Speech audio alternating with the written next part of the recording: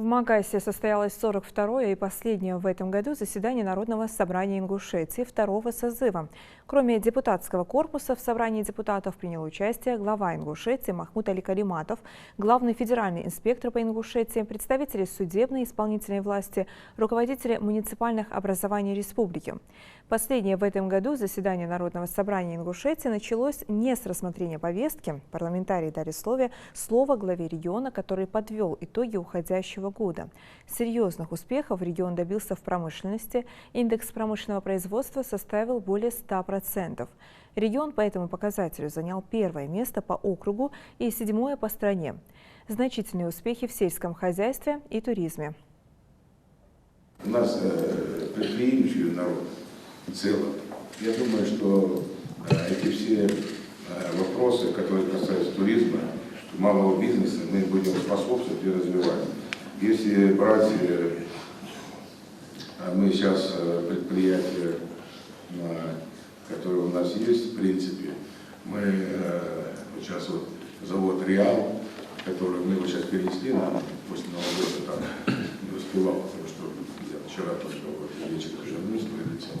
Поэтому мы перенесем. У нас есть предприятия, которые будут открываться, и мы должны способствовать. Вы знаете, у нас открыто 20 центров образования, естественно, научное и филологическое направление, это точка роста. А вы, наверное, все читаете, и этот показатель, в принципе, будет только расти. Мы будем способствовать этому.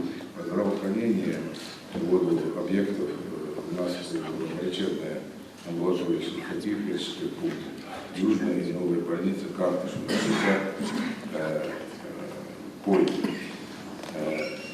здание поликлиники в Сумском районе и закуплено 9 единиц в части оборудования. В рамках национального проекта «Культура» завершена реализация нескольких мероприятий.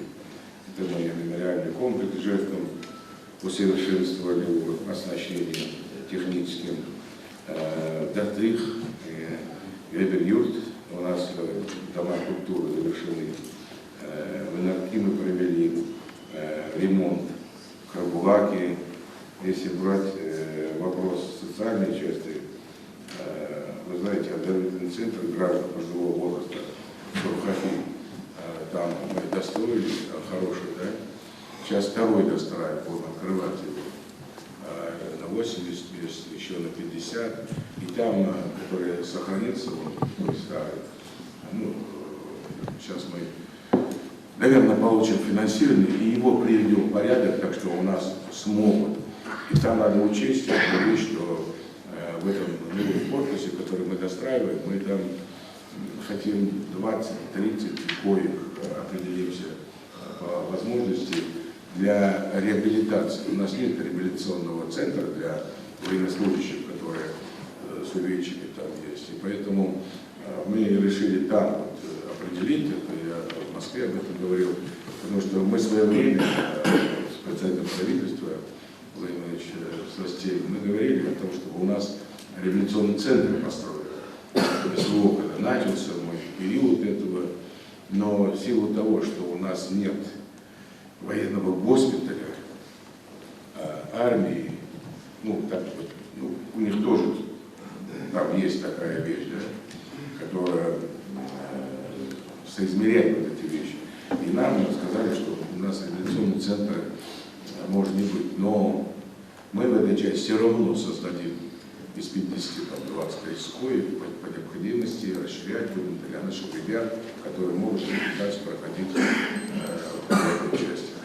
Мы очень серьезно и очень мощно благодаря нашим жителям республики участвовали и участвовать будем дальше, вот, благодаря парламенту, нашим фондам, Тишин и другим, и Костоев Ахмед, я очень благодарен, который лично выезжал, и знаете, у нас находятся вынужденные переселенцы, беженцы, да?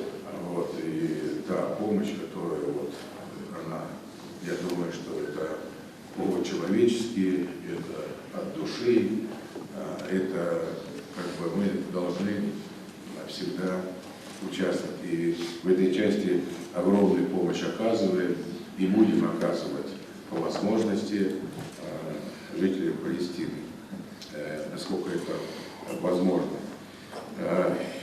Особо касается молодежной политики, и я думаю, что правительству нужен четкий план, надо нам и депутатами посогласовать, может, мнение общее вынести, молодежную политику, все-таки комитет по молодежи, чтобы алгоритм точно был выработан, что надо делать, улучшать, где не то, что у нас не работает, но надо предметно, чтобы мы могли идти в этой части.